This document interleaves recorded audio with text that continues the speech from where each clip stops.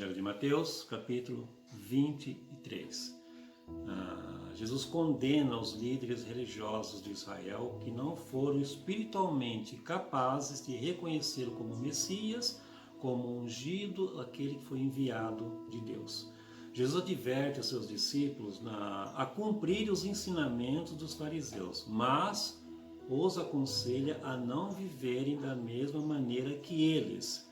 Isso porque eles não vivem de acordo com o que ensinam. Você vê isso do versículo 1 ao versículo número 10. O versículo 3 diz assim: Fazei e guardai, pois, tudo quanto eles vos disserem, porém não os imiteis nas suas obras, porque dizem e não fazem. Então aqueles que falam as coisas, mas não cumpre aquilo, não vive aquilo que prega, aquilo que faz.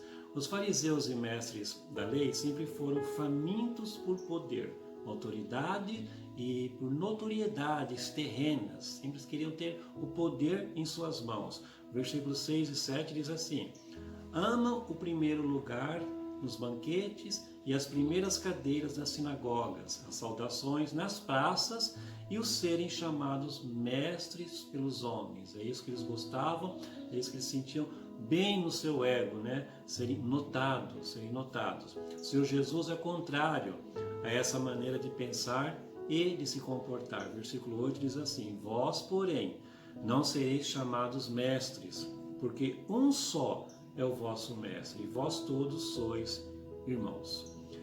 Ele estimula os seus discípulos ao serviço de forma que quem servir mais, esse será o maior. Versículo 11 nos diz assim: Mas o maior dentre vós será vosso servo.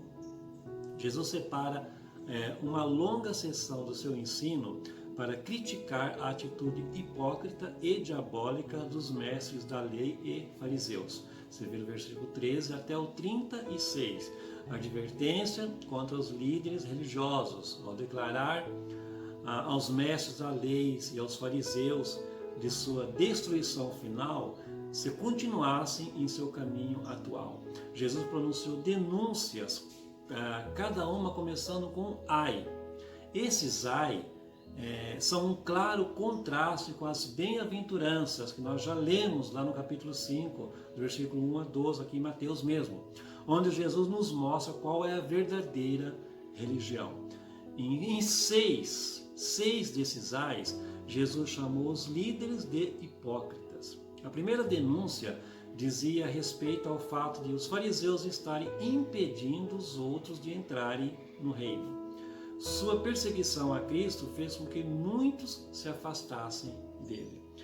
A falha deles em crer Jesus como Messias havia colocado uma pedra de tropeço no caminho dos seus compatriotas. Por isso, eles foram condenados. Jesus mostra a sua indignação com quem quer transformar a religião em fonte de prazer pessoal e manipulação de pessoas. Infelizmente, entre os dias de hoje, muitos agem dessa maneira. O versículo 14 diz assim: Ai de vós, escribas e fariseus, hipócritas, porque devorais as casas das viúvas e para o justificar fazei longas orações. Por isso sofrereis juízo muito mais severo. Uma advertência àqueles que agem dessa maneira. O versículo 23 diz assim: Ai de vós, escribas e fariseus, hipócritas, porque dais o dízimo da hortelã, do endro e do cominho, e tendes negligenciado os preceitos mais importantes da lei, a justiça, a misericórdia e a fé. Deveis, porém, fazer estas coisas sem omitir aquelas. Os verdadeiros servos de Deus amam a sua palavra e vivem de maneira digna do Evangelho. O Senhor Jesus Cristo, em suas últimas semanas, fez um lamento sobre a cidade de Jerusalém. Ele mostra como Deus tem tentado há muito tempo reuni-la debaixo de suas asas, mas ela tem rejeitado e assassinado seus mensageiros. Versículo 37 nos diz assim: Jerusalém, Jerusalém, que mata os profetas e apedrejas os que te foram enviados. Quantas vezes quis eu reunir os teus filhos, como a galinha ajunta os seus pintinhos debaixo das asas, e vós não o quisestes. Quantas vezes o Senhor quer nos reunir, quantas vezes o Senhor quer nos proteger, e nós também não queremos, achamos que somos autossuficientes. Por fim, o Senhor Jesus anuncia profeticamente que isso lhe custará caro.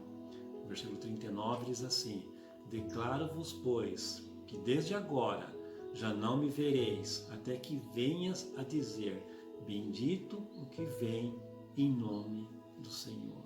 Então Jesus declara ali profeticamente, né, o quanto será custoso para Jerusalém por não ter aceito o Messias, o Salvador.